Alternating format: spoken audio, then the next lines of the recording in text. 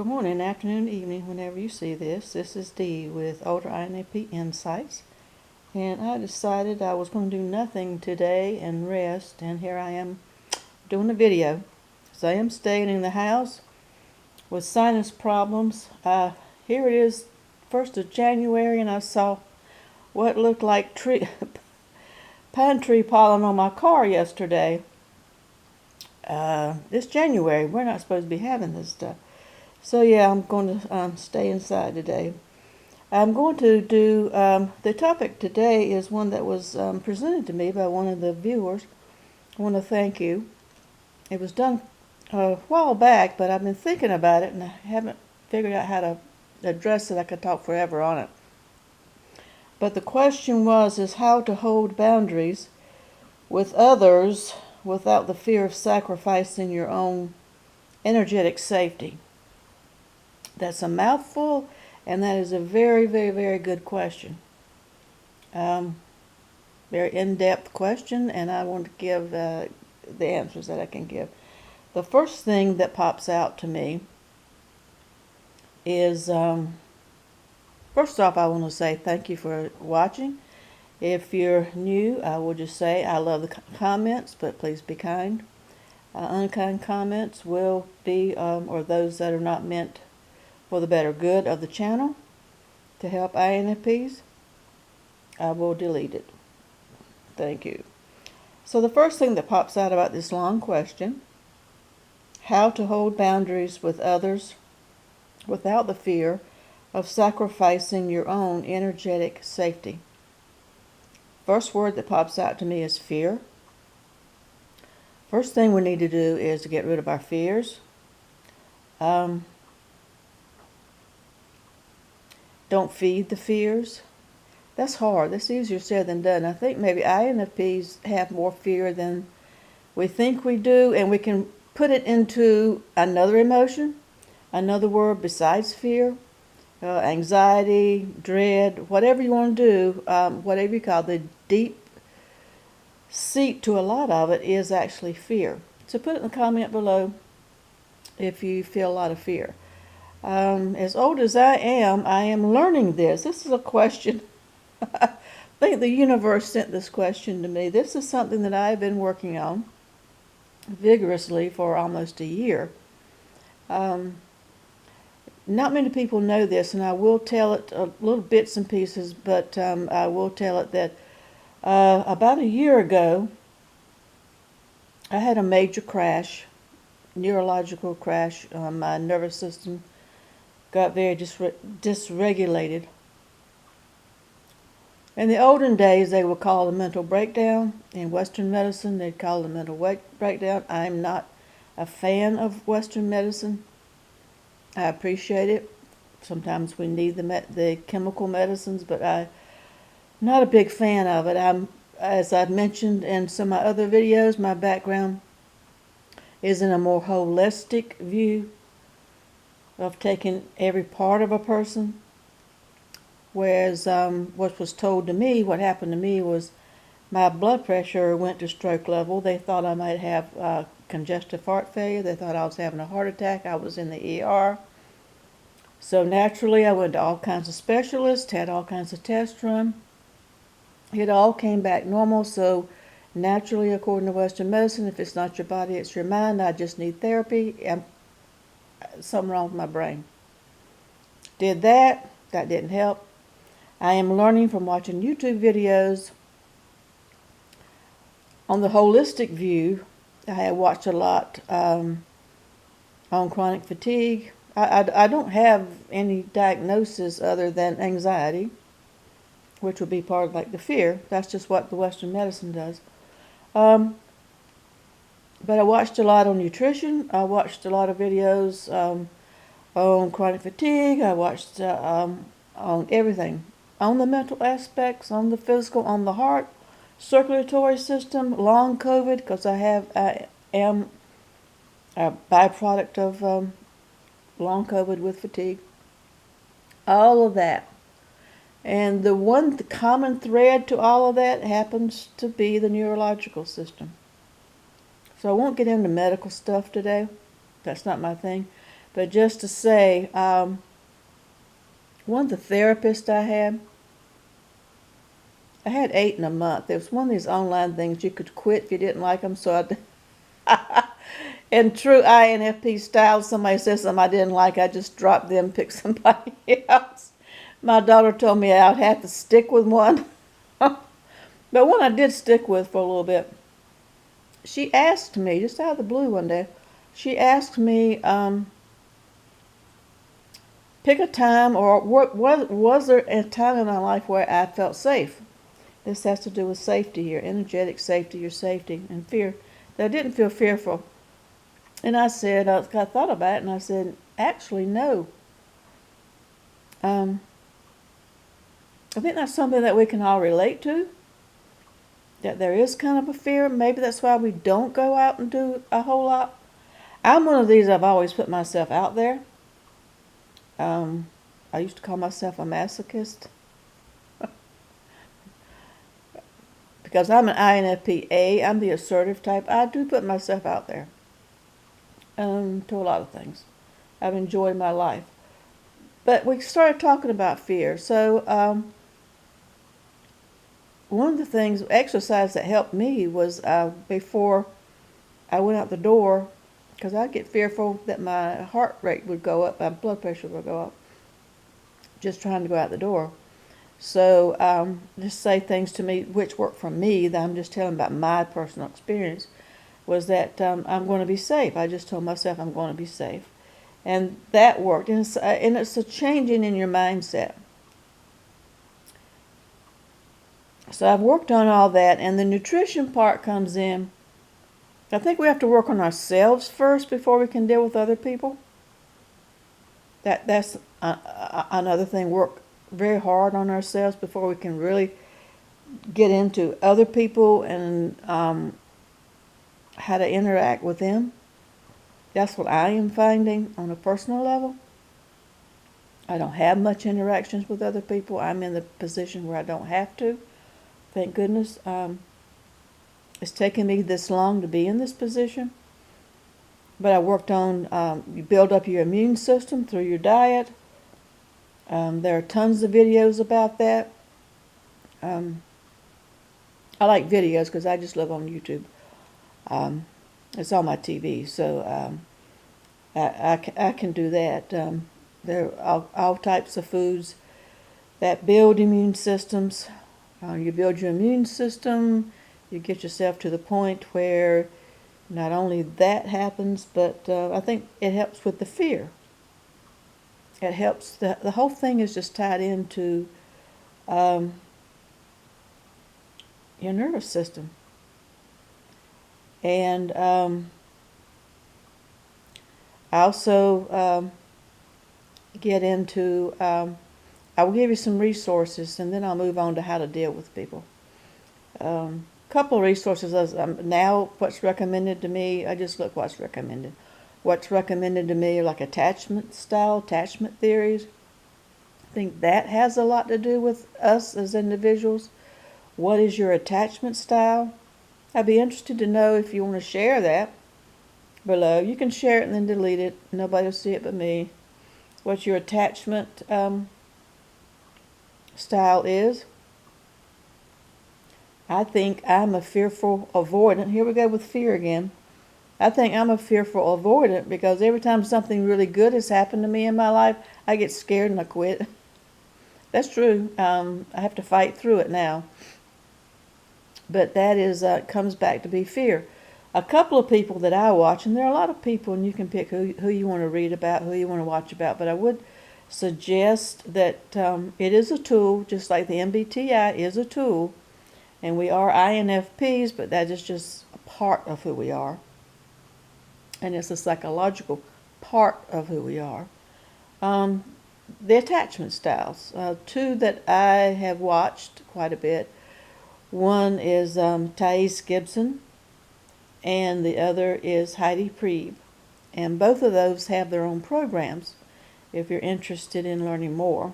This is not a advertisement for them. These are two that I have that just keep coming up for me based on what I've watched in the past. So You can search it and go with whoever you want to. But I would suggest learning your attachment style. I think that's going to help a whole lot in how to deal with boundaries with other people, and they do teach you about the fear part. Um, and me being what I think pretty much is a fearful avoidant, I need to work on that part of it. If you're interested in the holistic part, what I was talking about with the health end of it, and it's built. This is built mainly for people who do have fatigue or pain, either chronic fatigue, fibromyalgia, um, all types of things, long COVID, all types of things like that. But I think the information is good, and that is, I'll tell you that's CFS Health. That C is in Charlie, F is in Frank, S is in Steve, Health. It's Toby, I can't remember his last name. I want to say Morrison. I don't know. There's a Toby Morrison. But he has podcasts. The podcasts are free. The free Facebook group. He does have a program, individualized program they'll make, if that's something you're interested in. But that has helped me a whole lot, because I developed my own program. Then I found his, and I thought, well, his is the same as mine, and it doesn't go by Western medicine either. He's in Australia. He had to work on himself. But the point being, once you get yourself together, then your body is more capable. Your body, mind, spirit, and all that is more capable of dealing with the outside world. It's ready for that. You don't want to crash. You don't want to hide in your room. You don't want to be depressed. You don't want to live unhealthily. So that's the first thing I'm going to say, and I've taken 12 minutes to say that. With that having been said, how do you deal with the people? How do you keep your energy? Well, all this has to do with, this is how you keep your energy, and this is a CFS Health tells you how to keep your energy. Not overexpend your energy so you don't do too much and then crash. That program really, really works and is good to know for us particularly. So dealing with other people, what you can do with people who you have to deal with. Number one, just for me, and what I've learned and what I'm doing, and there are other ways of approaching it, but just for me, that's a major red flag. If I can't be myself with someone and they don't respect my boundaries, and I feel unsafe, and I have a fear that I'm going to be unsafe and my energy is going to be depleted or whatever happens, that's not your they're not your people. Number one, they are not your people. That's a given. That's a given. They are not your people. So what do you do about that? For me, I have chosen not to be around them. I've tried all kinds of ways, and I'm including family in this. So as a family member, I have to deal with them. You don't have to engage. You don't have to, except for minimally. Minimally, yes. Sometimes you have to minimally, whether it's a boss, whether it's a family member, whether it's a spouse. If it's too toxic and you are being harmed, leave. I mean, I'm just going to say that right straight up. I've worked in domestic violence quite a bit. Leave. You're not doing anybody any favors. INFPs are people pleasers. You're not doing anybody any favors. And you're harming yourself more than you're harming yourself more than you're helping someone else. I know that. I'm learning that myself. As old as I am, I'm just now this year having the major crash I had. Like my body's telling me, we've been doing this for 70 some years. We ain't doing this anymore. Ain't doing this anymore. So, yeah. So what you can do Here are some options. You can stay the way you are and stay fearful and stay the way you are. And like I said, it's not going to help them. It's going to hurt you more than help them. And particularly in the long run, and your body accumulates the stress and the fear. And at some point in your life, your body's not going to be able to stand it anymore. It's like driving a car. It's like driving a car in park. Mash the accelerator on a car that is in park or neutral. What happens to the engine? The engine roars. The engine revs. You get your RPMs, the engine goes. What happens to it? Wears out. Sometimes it explodes. In my case this past year, it exploded. It's what's going to happen. Just point blank, at some point, that's what you're setting yourself up for. So it's not going to help. If you continue on, you can continue on. You can just remove yourself completely from the person. You can minimally engage with the person. Or you can try to have a healthier situation, which I would say you need to work on yourself first and then set the boundaries. And you need to set boundaries with people and keep the boundaries. And remind them this is what I have said. I'm not able to tolerate this. I'll give an example. When all this happened to me, I had lost what I thought was a very good friend, the friendship. Turned out, I think I was just used for several years. So that doesn't help. That makes it worse. And losing a friend, I've talked about it before, but losing a friend, it can be, from what they say by the experts, it can be even worse than losing a partner. But that went on, and then my kid's dad passed away. He's somebody that I have not had contact with in years. But we met in high school, and he is the father of my kids. So he passed away. He happened to pass away a couple of days after my birthday. He crashed on my birthday, and then when I found out he crashed, that was the first time EMS was called for me. Then my favorite aunt passed away 2 weeks later. That was just way too much TMI, too much information. So what I told my kids after they lost their dad, I forgot my train of thought there, but I set the boundaries with my kids when I got out of the ER and all this and all these specialists. A couple months later, I told my kids, because they kept asking me about his will, helping them do this with the will. I mean, just different things I didn't want to get into. Haven't had anything to do with this man for a long time for various reasons I will not go into. But I told them, I set my boundaries, I'm learning, and I told them that this was something I would not be able to help them with. Excuse me. This is something I would not be able to help them with because I'm working on myself. I have my own issues, and I'm putting myself first right now. I had to tell them that and remind them that several different times. Well, I wasn't afraid of what might happen. In the past, I would have been afraid, but I've learned enough to know taking care of myself to not be afraid. They don't have much contact with me anymore, which is sad that somebody you gave birth to and you raised, because you're not playing their game anymore, they don't contact you. And I've had to deal with that. That was a repercussion, but it's them. It has nothing to do with you, had nothing to do with me.